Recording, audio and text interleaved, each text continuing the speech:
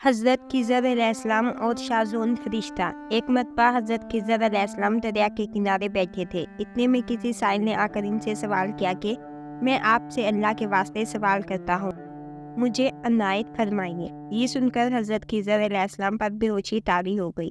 جب کچھ ہوش ہوا تو فرمانے لگے، بھائی میں تو صرف اپنی جان و مال کا مالک ہوں، تم نے تو مجھ سے اللہ کے واسطے سوال کیا ہے، لہٰذا میں اپنی جان اور ذات تمہارے حوالے کرتا ہوں، تم جس طرح چاہو اس کو استعمال میں لاؤ، بازار میں فروخت کر کے اس کی قیمت سے فائدہ اٹھاؤ۔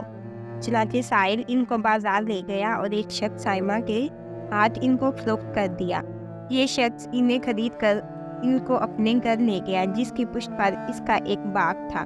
چنانچہ سائمہ نے حضرت خضر علیہ السلام کو ایک کنڈال دے کر کہا کہ سامنے والا پہاڑ جو 3 مربع میل رقبے میں واقع تھا، اس کی مٹی کاٹ کر باغ میں ڈال دو۔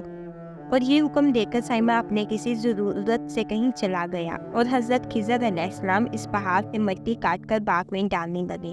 جب سائمہ گھر واپس آیا تو اس نے گھر والوں سے دریافت کیا کہ تم نے غلام کو کھانا بھی کھلایا یا نہیں؟ گھر والوں نے جواب دیا کہ ہمیں معلوم ہی نہیں غلام کہاں ہے۔ یہ سن کر جب سائمہ خود کھانا لے کر باغ میں آیا تو اس نے دیکھا کہ وہ غلام یعنی حضرت خضر علیہ السلام تمام پہاڑ کی مٹی کاٹ کر ڈال چکے تھے اور اپنے کام سے فارغ ہو کر اپنے مولا حقیقی کی عبادت میں مصروف تھے۔ یہ دیکھ کر ان کو بڑا تعجب ہوا اور اس نے دریافت کیا کہ یہ تو بتائیے کہ آپ کون ہیں؟ یہ بات سن کر حضرت خضر علیہ السلام پر کچھ بے ہوشی سی طاری ہو گئی اور پھر افاقہ ہونے پر انہوں نے فرمایا کہ بھائی میں خضر ہوں۔ جن کو سن کر سائمہ کے ہوش اڑ گئے کہ تو نے یہ کیا کیا، ان کو غلام بنا کر ایسے کام پر لگایا، یہ تو انتہائی گستاخی ہے۔ پھر یہ سوچنے کے بعد سائمہ نے توبہ کی اور پروردگار سے عذر خواہی کے ساتھ حضرت خضر علیہ السلام کو آزاد کر دیا اور اللہ کی بارگاہ میں عرض کیا کہ اے رب العالمین، مجھ سے اس کا مواخذہ نہ لیجیے گا کیونکہ میں ان کو جانتا نہیں تھا۔ اس کے بعد حضرت خضر علیہ السلام نے دعا فرمائی اور سجدہ شکر بجا لائے، کیا میرے پروردگار میں تیرے ہی حق میں غلام بنا اور تیرے ہی حق میں آزاد ہوا، اس پر تیرا شکر گزار ہوں۔ اس کے بعد واپسی کی اجازت لے کر جب دریا پر واپس آئے تو دیکھا ایک شخص کھڑا دعا مانگ رہا ہے، کیا میرے رب حضرت خضر علیہ السلام کو غلامی سے رہائی عطا فرما دے اور ان کی توبہ قبول فرما دے۔ حضرت خضر علیہ السلام نے یہ دیکھ کر اس شخص سے دریافت کیا کہ آخر تو کون ہے؟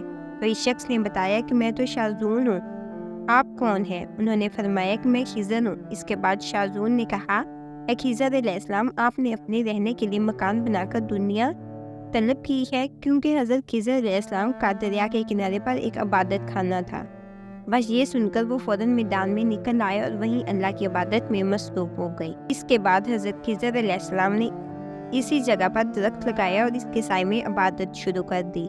تو آواز آئی، اے خضر، جب تم نے درخت کے سائے میں سجدہ کیا تو تم نے دنیا کو آخرت پر ترجیح دی۔ پھر فرمان ہوا، مجھے اپنی عزت اور جلال کی قسم ہے، مجھے دنیا کی محبت میں رضامندی نہیں ہے۔ اس کے بعد حضرت خضر علیہ السلام نے شاذون فرشتے سے کہا کہ اے شاذون، دعا کرو کہ اللہ تعالیٰ میری توبہ قبول فرمائے۔ چنانچہ شاذون نے دعا کی اور اللہ نے شاذون کی برکت سے حضرت خضر علیہ السلام کی توبہ کو قبول فرمایا۔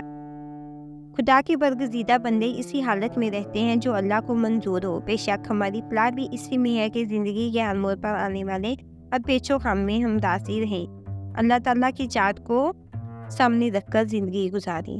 اللہ تعالیٰ ہمیں اعمال صالحہ کرنے کی توفیق عطا فرمائے، آمین۔